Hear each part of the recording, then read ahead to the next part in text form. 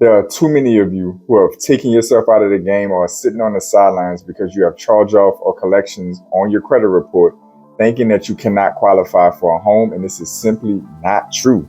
Believe it or not, whether it's FHA or conventional, they are looking at about 2 years back on your credit history. In some cases, 3. It is not common for them to look any further back than about 2 to 3 years on your credit report, on your tri-merge credit report, meaning that they're pulling all 3 bureaus, all 3 FICO scores, Equifax, TransUnion, and Experian. They're looking back again at about 2 to 3 years. So number one, if your charge-offs or collections are older than that period of time, they are weighing down on your score, but they are not going to necessarily be counted into the mortgage application when they're pulling for credit. If it's younger than the 2-year mark, then you still can qualify. Ideally, you need to be making on-time payments on that debt. This is why it is so important, and I constantly promote on this channel, instead of running behind credit repair companies and the schemes and scams that they have going on, you need to start rebuilding your credit immediately. You need to work on the existing charge-off or collection with some kind of arrangements, and you need to be adding positive trade lines onto your credit report.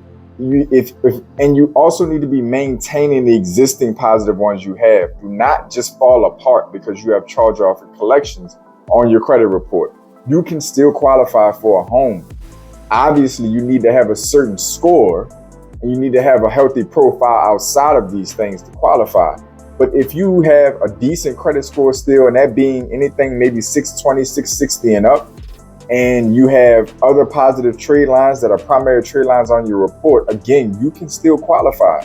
If that debt is older than 2 years or 3 years, you're probably good. If it's younger than that, you need to just be making on-time payments. Mind you, if it's larger, then you also have to weigh the DTI factor because they're going to count it into your debt to income ratio. So you need to keep that in mind if that collection or charge-off is rather large and chewing at your gross income, then that might be a problem for you. But it's important to know you're just not automatically disqualified just because you have charge-offs or collections when it comes to home loans. There's more flexibility in these home loan programs than that. So what you need to do is understand credit repair, oftentimes, if it's legitimate, takes 2 or more years. And anybody who knows, if you've been through credit repair with a legitimate company, you're looking anywhere from 1 year plus, 2 years plus for them to effectively clean things up and get negative or erroneous information off.